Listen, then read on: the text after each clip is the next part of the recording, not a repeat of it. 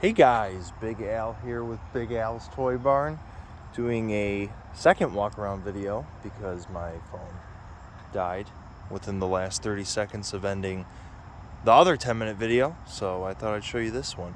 This is my 2011 Lexus IS250 all-wheel drive V6 that I have for sale, and I just wanted to give you guys a quick walk around for those of you that are out of town or maybe have busy schedules.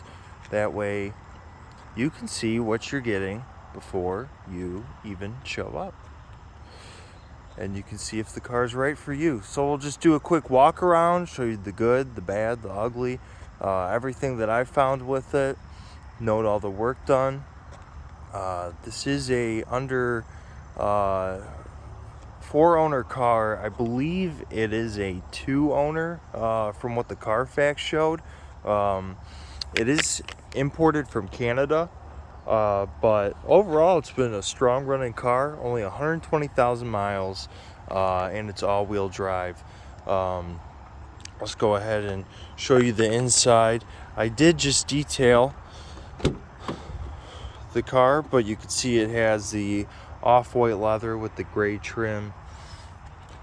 Seats are all in good condition, no rips, no tears, no discoloration on the center console, which happens a lot from people putting their arm here. The seats do have a few veins in it, but other than that, they're in pretty great shape, and they're super comfortable too.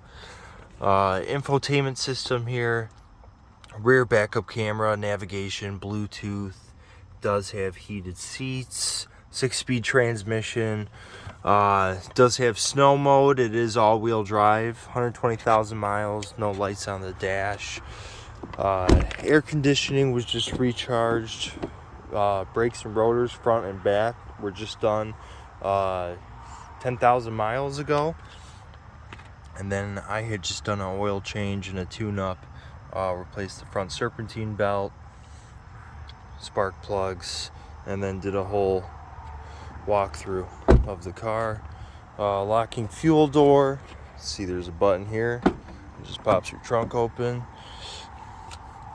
And there's a couch cushion there for reference for size of the trunk. It has a ski pass-through in the back.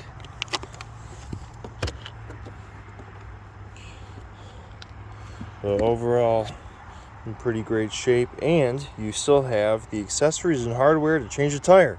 So you still have your donut in the back. God forbid you need it, but it is there.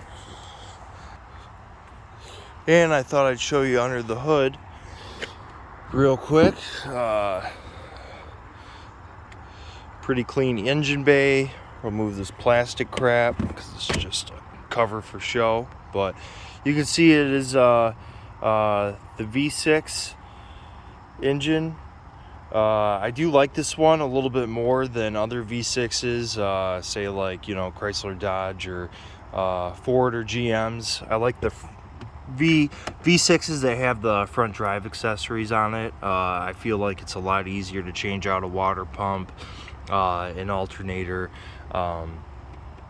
This is pretty easy to pull heads off of if you had to. Overall, I've been pretty pleased with it.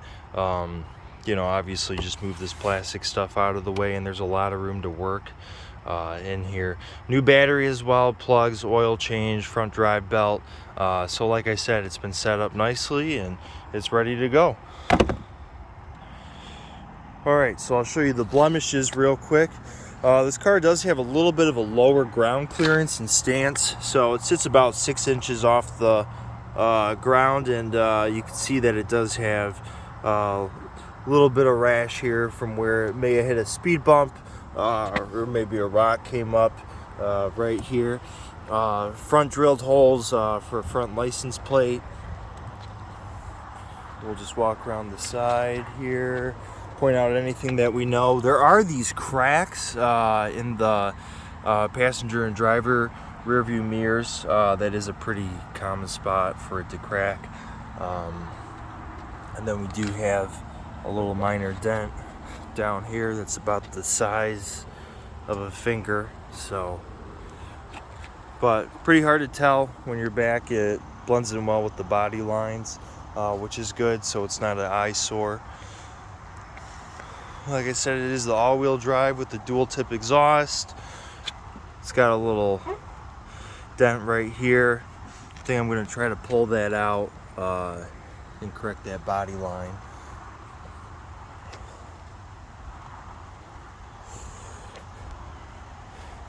And rims are in good shape. I am going to put new tires on these because they are a little bit towards the end of life. But overall, they look pretty good. You know, you get some of these and they're all beat up. The only one was this one had a little bit of rash up here. But overall in pretty good shape. All right, we'll give a quick test drive of the car, see how it runs. You can see there's 120,000 miles on it. 128.50 to be exact. This car did come from Canada, so something that is a little foreign for us is there is Celsius and kilometers right there. So, you know, the kilometers was able to change over to miles, but the one thing to note on this car is on the temperature, it does remain in Celsius. So you will become very good at converting Celsius to Fahrenheit. But overall, a pretty great car. You can see it's raining pretty heavily, so we can really test out that all-wheel drive. You can see it has side pockets right here. Pretty comfy seats in the back and in the front. Heated seats up front, GPS. Does have rear view camera, Bluetooth for your phone, AC blows ice cold.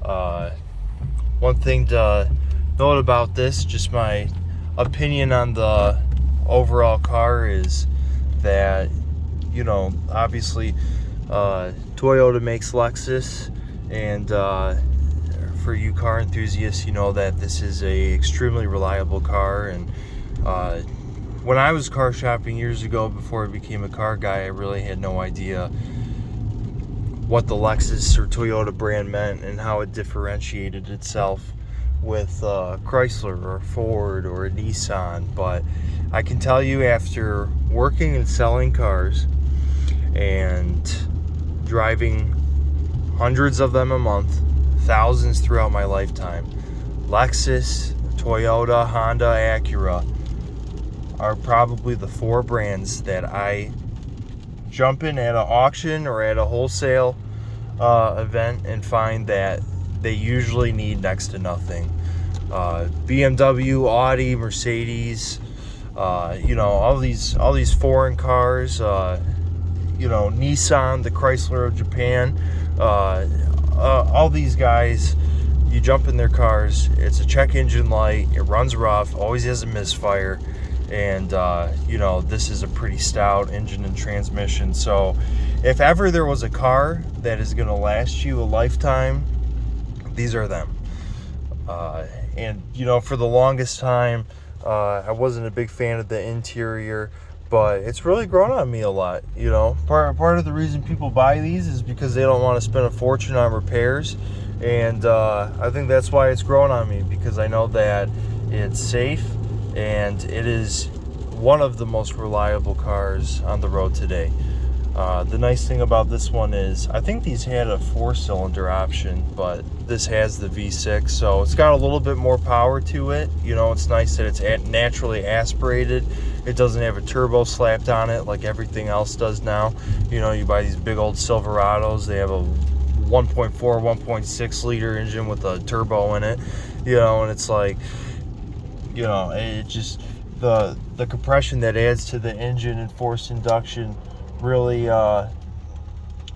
plays into, you know, the life expectancy of your drivetrain. So it's nice to have a naturally aspirated V6. I think this one has about 210 to 210 or 220 horsepower, somewhere around there.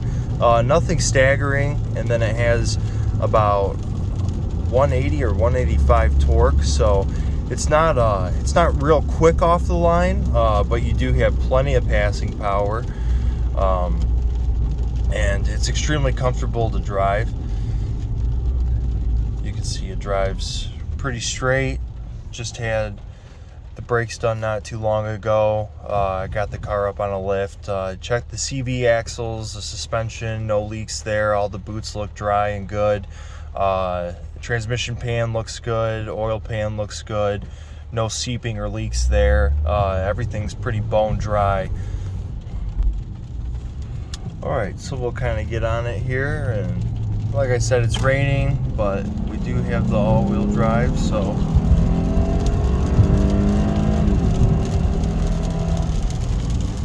definitely has some power behind it. We'll check those brakes and give it a nice hard stop up here. You know, too, before I buy a car, I drive them hard because they better last. So, you know, I gave this car a nice test drive, made sure it worked well. We'll turn right into here. You know, the nice thing too is parts are pretty available for this car, and aftermarket parts are pretty inexpensive. We'll give it a harder brake here.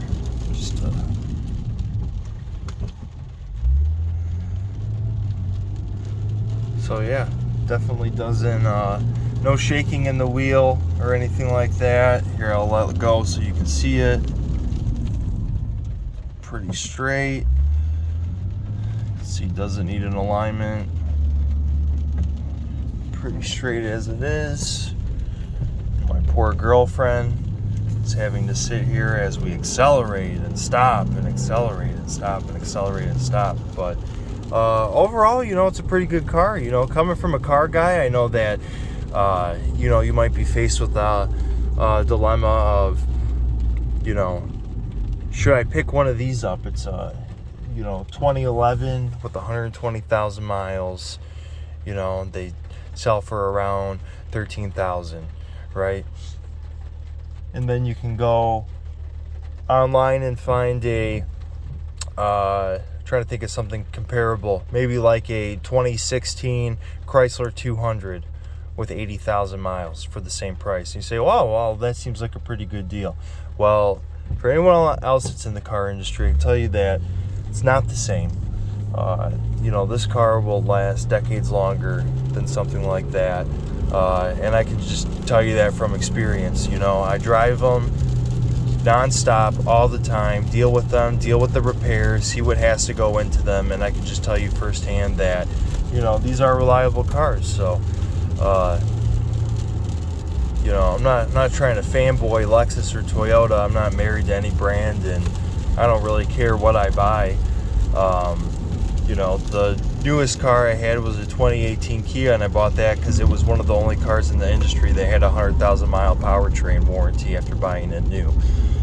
So, you know, I'm pretty dead set on, can I do my own maintenance? How readily available are parts?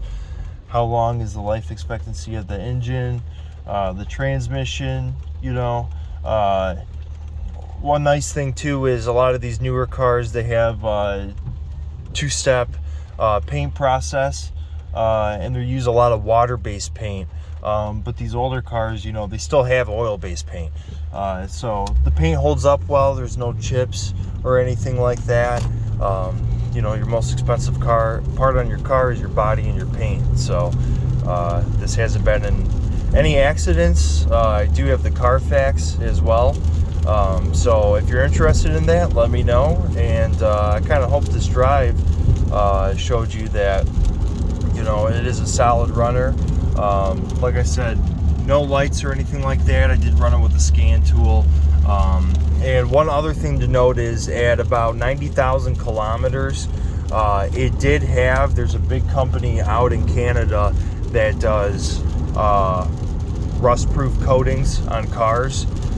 So it has been coated in that on the undercarriage, which is super nice. There's virtually no rust on the car anywhere. and I do have the documentation for that as well. So hope you guys enjoyed this. Hope it helped you out, and hope you know that that is a pretty unbiased review. I know I gave it pretty good grades across the board, but you know, that's just my honest opinion. So thanks, and have a good day.